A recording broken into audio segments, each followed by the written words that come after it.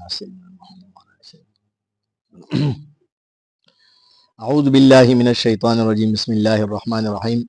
لا خوف علیکم ولا انتم تحزنون 49 نمبر آیت میں یلو سورة الاعراف تا اتم سپرادہ ونادى اصحاب النار اصحاب الجنة ان افیضوا علینا من الماء او مما رزقکم اللہ او دے جہنم والا دے جنت والا خلق تدا آواز وکی او تو بھی ایت ان افیضوا علینا من الماء لگے وبخ پا مو بندے رتالی کے یا کم اللہ رزی تو سو تدیر کری دا غاخ لگا متا روکے قالوا ان اللہ حرمہما علی الکافرین دا اہل جنت پوتا ویت دا خو اللہ رب العزت پا کفرون بندے حرام کری دی الذین اتخذوا دینہم لہوا ولعبا وغرتهم الحیات الدنیا آغا کفرون سے اغوی دیننا یو کھیل او تماشا جوڑا کری دا او اغوی دی دنیو زندگانے پا دھوکی کے روغ للو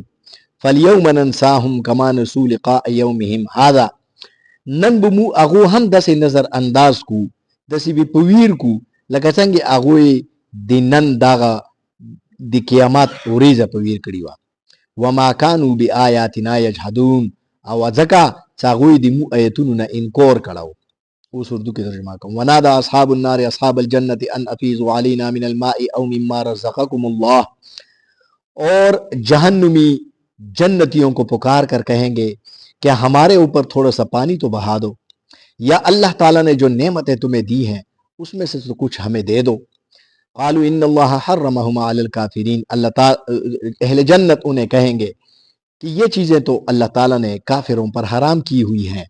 الذین اتخذوا دینہم لہوا ولعبا وغرتہم الحیات الدنیا وہ کافر جنہوں نے دین کو کھیل اور تماشا سمجھ لیا تھا اور دنیا کی زندگی کے دھوکے میں آ گئے تھے فالیوم ننساہم کما نسوا لقاء یومہم ھذا سو آج ہم انہیں اسی طرح بھلا دیں گے جیسا کہ انہوں نے اس دن کی ملاقات کو بھلا دیا تھا وما کانوا بآیاتنا یجحدون اور اس لیے کہ انہوں نے ہماری آیات کا انکار کیا تھا دا جہنمیون سے کلا جہنم تلوڑ شی او جنتیون جنات تلوڑ شی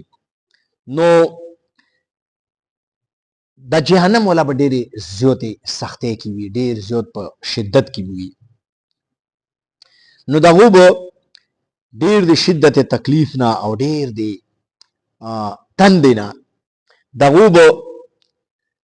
جہنمیونو تا سول وکی چنانچہ حضرت عبداللہ ابن عباس رضی اللہ تعالی عنہ دا دیر لوی جلیل القدر صحابی دا نو دا فرمائی چا دیدی پا نامی بودی یو تفسیرہ موجودہ تفسیر ابن عباس نمائے دا نو حضرت عباس ابن عباس رضی اللہ تعالی عنہ فرمائی سو دا جہنمیون سے کل جہنم تا لوٹ شی نو دا غوبا اللہ تا درخواست وکی چی یا اللہ دا جنت کی ایمو عزیزون دی رشتہ دارون مدی لکھ ہموتا اجازات روکا چا غوسر موی وا خبرخ وکو نو اللہ تعالی بورتو فرمائی صحیح دا وکی وسن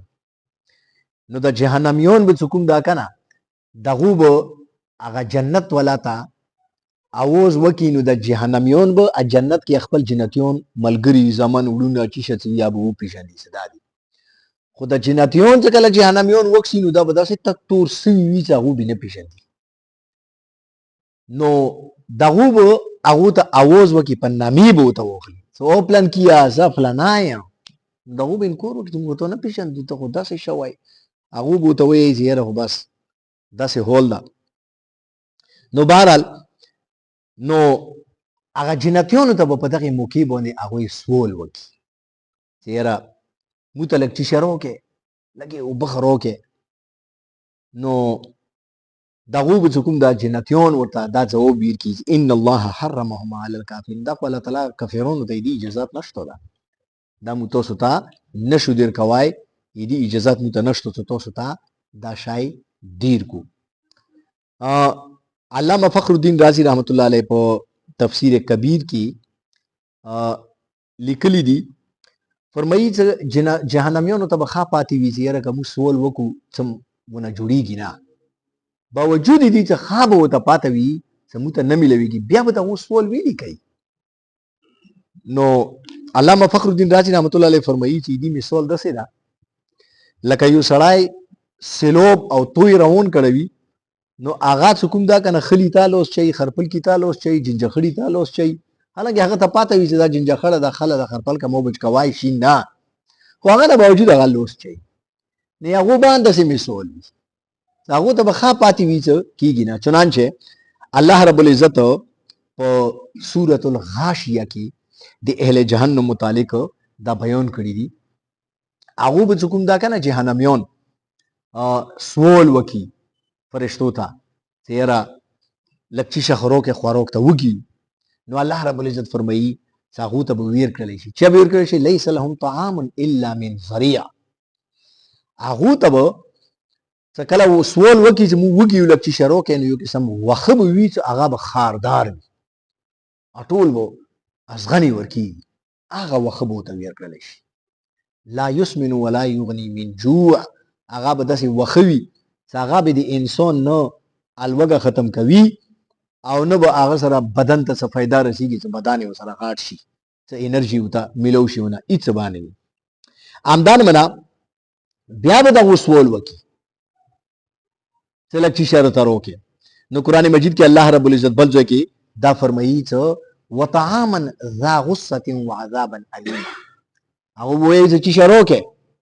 نو فرشتي بلګیا شي هغه ته به داسې خوراک او تویر کی چې هغه به داسې عجیب چې شوي چې مړی کې به خاښ شي، نو هغه به ډېر سخت ون ډسټرب شي. بیا به اوبه وغوړي چې اوبه راته راکړې، نو اوبو په جواب کې به هغه ته زوه او هغه ویر کړلی شي، ناو به ویر کړلی شي، هغه به دوره ګرم وي چې خېټې ته څنګه نوځي هار څه به ځان سره کوزه تال. الله دې مو حفاظت وکړي. بهرحال نو د هغو به دا سوال وکړي او جنتیان به ورته وایي چې دا په تاسو حرام دي. ویلې حرام دي الذین اتخذوا دینهم لهوا ولعبا، ویلې چې تاسو دین نه یو کھیل او تماشا جوړه کړې وه.